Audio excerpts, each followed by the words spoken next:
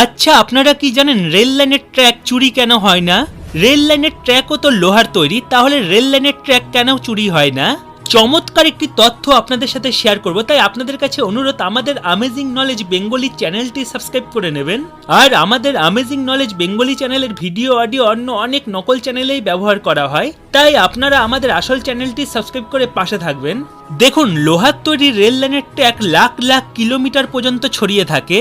আপনারা শুনলে অবাক হবেন, রেল লাইনের ট্র্যাক কোনোদিনও চুরি হবে না। বড় বড় চোর কেন, ডাকাতও রেল লাইনের ট্র্যাক চুরি করতে পারবে না।